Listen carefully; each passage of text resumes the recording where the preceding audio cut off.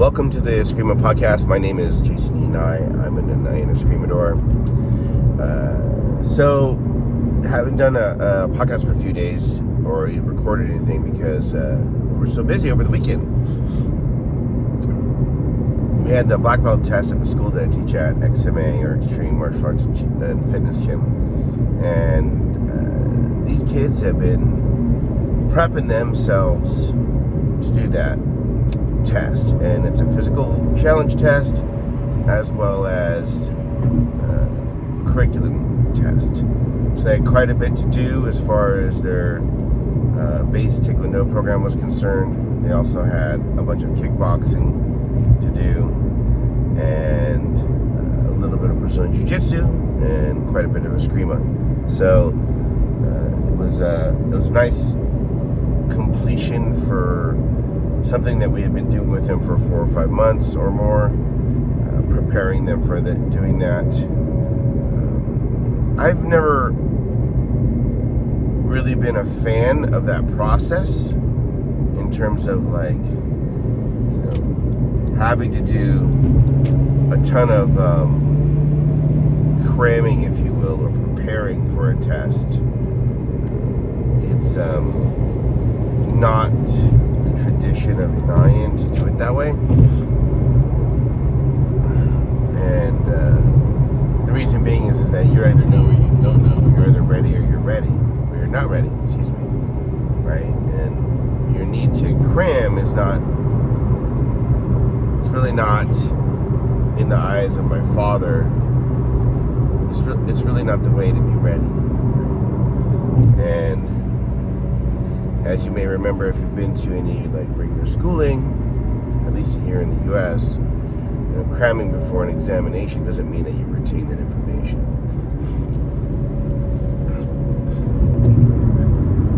What I would say to my students internationally, especially in the mid-2000s, as I was telling them when we get them ready for tests, or hey, we're going to test you soon, or we just wouldn't even tell them, right? I would say, I want comprehension over regurgitation, right? I want heart in your art. I want your capability more than anything else, and not your ability to memorize things. So, a lot of times, for me, tests were a surprise. During the time that when my father was teaching me and I was a child, all the way into adolescence and into adulthood, I don't remember any warning to the tests. It was just like you showed up to class one day and you'd be told to go with a guru, or my dad would take us aside, one of us aside, and begin running us through the numbers, if you will. And then when I became a guru, and then it was the same for me. Right? It was like, okay, I'm going to take you through the numbers here. Let me see what you can do, and we do first level. That time in the Inayan System of Eskrima, from first to third level, the curriculum was second level, I would say. Second, third level. There are 5 student levels in the Inayan System of Eskrima. I think first, second, for sure, maybe a little bit of third, was one curriculum, and then we transitioned to an expanded curriculum. We were still doing the same things, but it went from things that we practiced and then we were tested on a certain list to more of the things that we regularly practiced, and some of the things that we irregularly practiced became required curriculum. So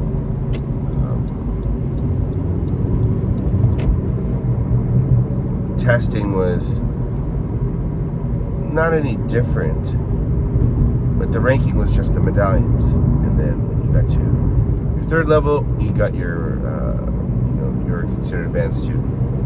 Fourth and fifth level, as advanced student, you're working on not necessarily new material, but more difficult conditions to perform the material that you had learned. You're still learning new things, but that wasn't the emphasis. I don't think that we slowed down the learning. In other words, we were still learning just as much stuff, but learning new material, new choreography, if you will, wasn't the challenge any longer. The challenge was to do the things that you had learned in exceedingly or progressively more difficult conditions. Now we have the SASH curriculum. There's sashes before you get your first level, sashes in between your first level and your second level, sashes up beyond that, in between the third, fourth, fifth level, just a few sashes here and there. These are like sub-levels, sub-phases, if you will. And my dad created that SASH curriculum, and he wanted us all to use. That's what we use today. In every case now, testing isn't a public thing, if you will. It's not a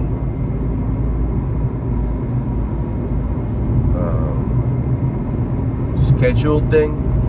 So there's no way for you to know. And my dad was like, he didn't show up, he might not test you for a year, or at least 6 months, maybe 2 years. And you'd be like thinking in your head, why am I not getting tested? Is there something else I need to know? And then you'd figure it out. You know, my dad used to always say, you're tested when you come to class. You're tested when you don't come to class.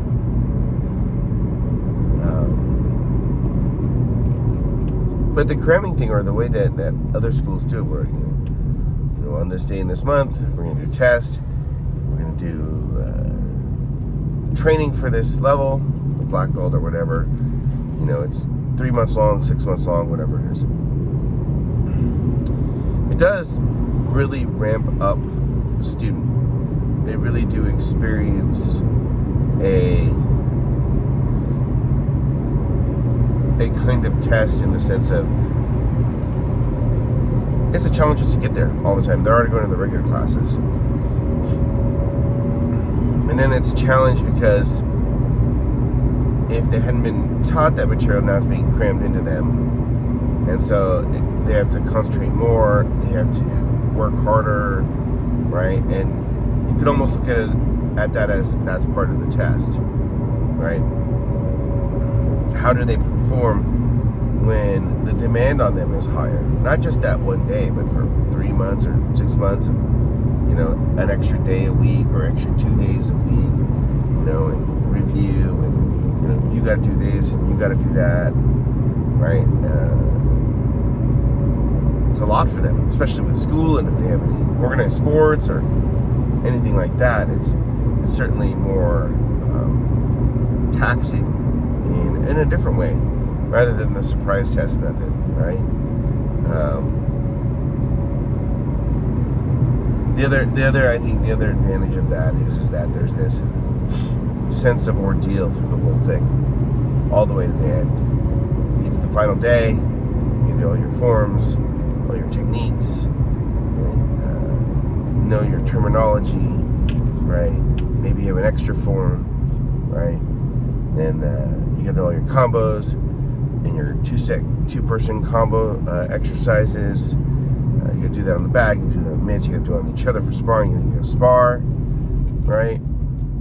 Then you got to do your jiu-jitsu. You know all your techniques there and your drills to show that you have fundamental grappling experience. And then, I mean, like, we did Sinawali's, we did chaining Sinawali, mirror Sinawali, we did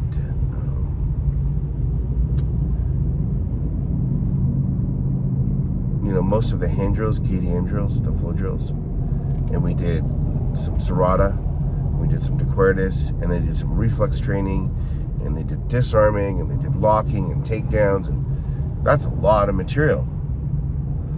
For, you know, I think the youngest one there was like 10 or 11, and the oldest one was 19, right? And they're having to work really hard at doing all that stuff while their parents are there, and their family is there, and their, you know, siblings, and maybe aunts and uncles and best friends and things like that. And there's this board of instructors of these people. Some of them they don't even know, we've never had any contact with. and they're there behind the table, writing things down, telling them to do things. It's an interesting contrast to the idea of, surprise, you're being tested. That has its own stress, right? And you definitely have to be ready. And then, there needs to be a possibility of failure, right, in the training, maybe just because you choke, or maybe you just don't know it, right? But testing is different in different schools. And, I've been to tests where, your first degrees are doing one-on-one fights, your second degrees are doing two-on-one fights, and also one-on-one fights.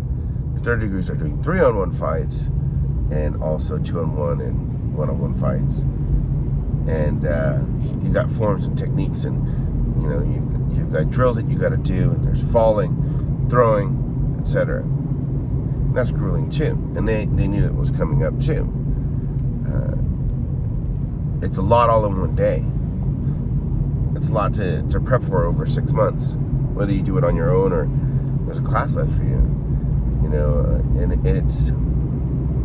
it's also very much like my experience with World Eskrima Kaliornis Federation. I was never really a big fan of the way that they fight with, there's the corner judges are paying attention to how many hits you throw, and they're using a clicker to count how many hits you got. And center ref is mostly controlling the flow of the fight so that no one gets hurt, right? But there's not a lot of blocking. I mean, if you're scored on hitting, if you take time to block, makes things difficult, right? It makes it hard. So you're scored on that, right? And then having a chance to talk to Grandmaster Sipin about the rule set and how if they're not blocking, if they're not being defensive in any way, then you have to warn them or disqualify them. But I didn't like it. I didn't like all the armor. I didn't like all that stuff. That was not the way that I was taught or the way that I was brought up in the arts. And having done a center roughing experience with it, seeing that there's a different timing in there, and seeing that there is value there, right? It's a bias. That's what it is. That's really what I'm talking about, right? Like, we do it this way, and this is the better way. I will continue to maintain the traditions of my system, right? Although I do see the value of other ways. When I was younger, when I was 11 or maybe a little bit younger, by the time I was 11, I think I was already a second level. So not an advanced student, but not a beginner, right? Relatively senior, set, lined up in the middle of the crowd, if you will. And I thought Eskrima was the best martial art. No other martial art can compare to that.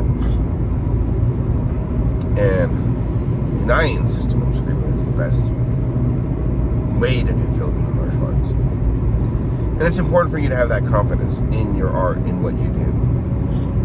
That's important.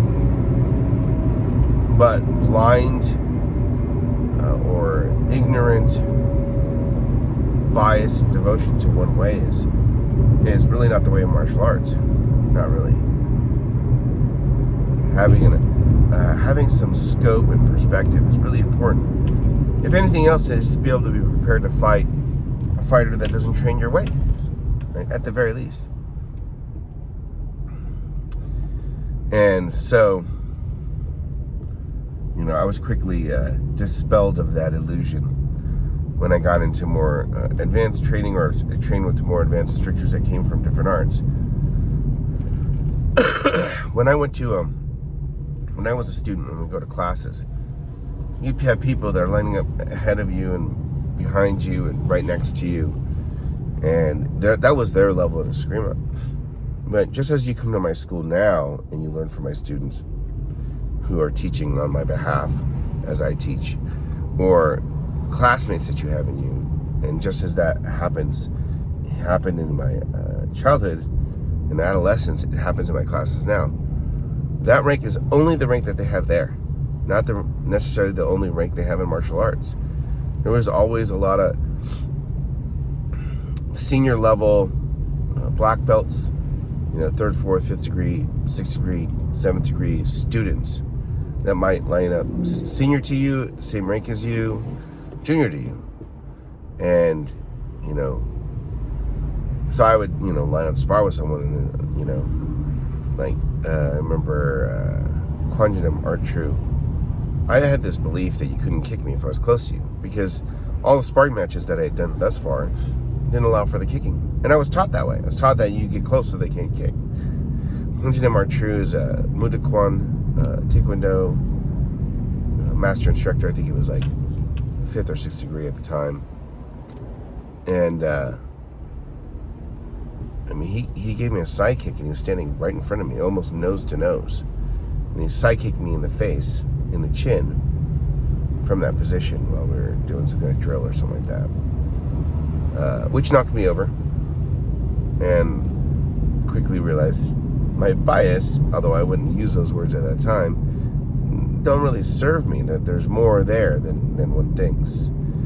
Just because you test in a certain way, or your tests are consisted of a certain kind of rigor, doesn't mean that other tests are not up to your measure. They're just a different measure. It's like this endless argument over rank and title.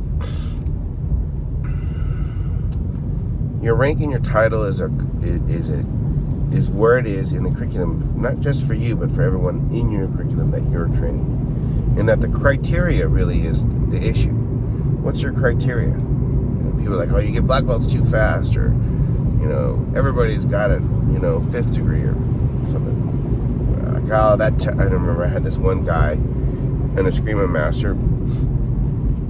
Actually, I'm the president of this organization, Kilohana, and at the time, the two of us were in the Filipino Martial Arts thing together, and we were trying to help. We want to, I don't think they wanted to normalize titling or ranking. They just wanted a way to understand Filipino martial arts ranking. So that organization had asked the two of us to get together and list that out, work it out for the organization. Which I thought, okay, that's fine, something to do. So I said, okay, so Master so-and-so, we're going to get together and do this. And he goes, all you guys' titles are made up anyways. Now, in his organization, there's pretty much just a generic master, grandmaster. Maybe they use the title guru, I'm not sure. But, his attitude was such that, we just do it this way. We don't need to do any of those things. And there's a definite bias there. And when that bias hits you, when you're subject to that bias, they'll make the other person feel that great. And certainly it doesn't serve, right? Because everyone's criteria is different. Like, I've seen people who have been titled master, and maybe they should be a little bit lower. And I've trained with others that are like, say we're doing Brazilian Jiu-Jitsu, and the guy is moving so cleanly. In fact, I can think of one individual here in Sunnyvale, California, which is where I go to work, and he's an amazing martial artist. And in Jiu-Jitsu, this is his lowest rank. He has a brown belt, which is pretty high for Brazilian Jiu-Jitsu, but he ain't no brown belt. The way he moves and the way he trains and the way he does things is much higher than at least 50% of the black belts that I've interacted with. He's just that much better. So, you're sitting in class and you think that, one person's one thing or knows one thing, and the reality is it's much more complex than that. We think that the testing that we do is going to be the best way to do it, and every black belt has to run a mile. Okay. Then again, well, I see that on a character level could be very useful, and just physical fitness level. Running away from someone isn't the same as running a mile, right? It's an obstacle course run, if you will, right? If that's what you're teaching. If running is running towards somebody, again, it's an obstacle course. It's not running towards somebody, right? If it's just for the physical fitness itself, that's a big number for any non-marathon running, non-long distance, running club at the school person. A mile is a lot. And just being able to do a mile and do it in 8 minutes or less, say, right? Which is, you have to be able to run an 8-minute mile to do executive protection in some agencies and organizations professionally. So that's the minimum, right?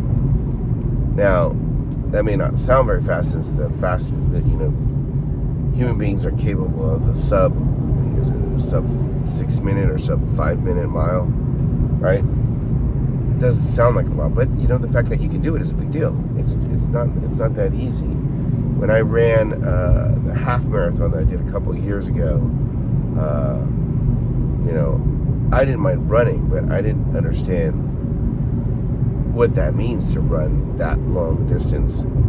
The first Tough Mudder I did in 2018 was 13.3 miles, so that's the length, a little bit longer than a half marathon, but it's an obstacle course in the cold and wet and all that other stuff. This presented its own challenge. Every test presents its own challenge, and its criteria is such that if we look at it without bias, right, it's going to prepare the student, the practitioner, in different ways. And I wish I had that insight when I was 12, because maybe I would want to run the mile a little bit more. In fact, I wish I had that insight in general when I was at least in my teens, in training in martial arts, and what I thought of fitness and its things, because the advantage of puberty and hormones to develop a stronger platform at a younger age would be a huge advantage.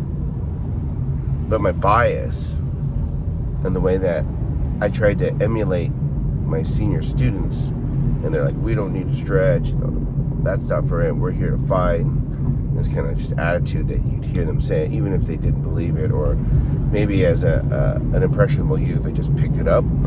Definitely created this bias for myself, where I felt this was the best way to do it, and we were the best at it, and there was no other way. And I've learned in teaching for it's about 46 years now, or training, excuse me, for 46 years, been teaching for about 31 years, something like that. That all the varying ways as part of a continuum are extremely useful, right? Extremely useful, and can only serve to make you better. Sure, you should have some cramming tests. I think that ordeal is worthwhile, and you should have some surprise tests, right?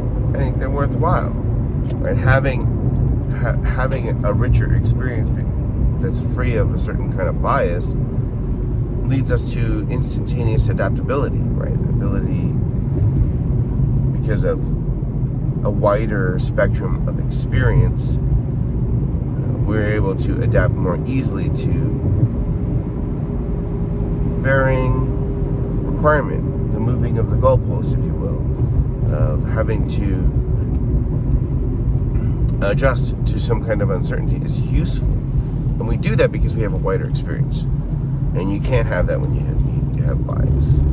Eskrima isn't the best martial art for everyone, right? It's the best martial art for me, but it's not the best martial art for everyone. Eskrima isn't the only martial art. It's not even the only name that we use for the martial art. There's a variations, or how should I say, it's a very different experience, say, doing one form of Filipino martial arts to another. A good example for me, because I have direct experience, would be the difference of training in Inayan material versus Inayan material. There's a very different set of objectives, right? A very different method of training. And I'm late generation Inayan, not early generation Inayan Filipino martial arts, Inayan blend, Kali, whatever you call it. And Inayan System of Eskrima is the same way. I'm an early generation student. I started training in 1979, right? And I've had students come back who weren't my students or my dad's students come back and start training in the system again and remark about how it was different, how there was much more that you had to know, how, and they were very emphatically devoted, if you will, or disciplined in that tradition that is still functionally the platform with which Inayan is, but they were very emphatic about their way of doing it, having learned it, and then having to open their eyes and say, "Oh, wow, Manghisura has changed a lot of things," and "Oh, wow, this is easier in certain senses." Maybe they'd see when they look at it and they think, "Oh, you don't do this, you don't do that." Or it's harder when they realize, oh yeah, we do that, but at a much higher level than we might have done then, right? And a lot of that change occurs out of a lack of bias, out of a lack of, single-mindedness in terms of not being open to other things, right? So one of the values I'm drawing from this last weekend in the preparation of the test is really exposing a bias for what it is in the way that we evaluate students, and seeing that there is some value in another way, a different way. And I'm thankful for that, because I'm get to be a student, get to continue to be a student and learn.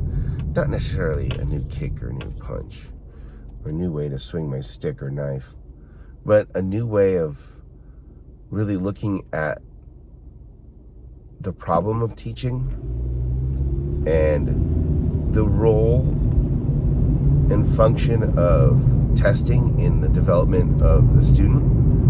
And the other thing too is that, like, when you evaluate a student, you're evaluating yourself. If you're passing a student, you're passing yourself, right? So if you fail that student, you fail yourself, right?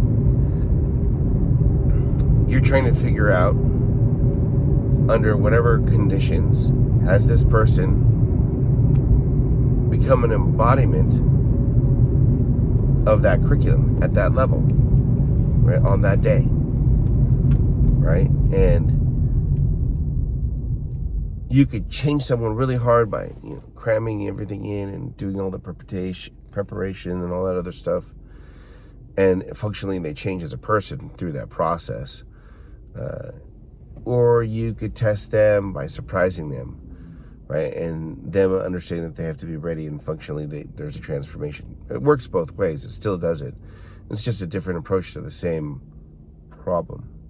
But when you're testing someone and you pass them, and your criteria, maybe it's a low bar, you're setting a low bar for yourself, right? If it's a high bar, you're setting a high bar for yourself.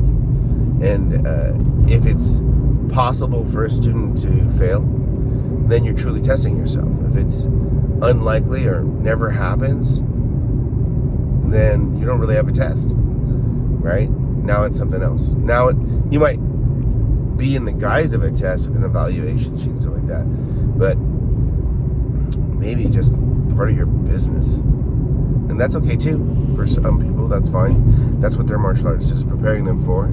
I always say, every art is viable within its own environment, with the understanding that when you watch someone get tested or evaluated, that evaluation, right, it's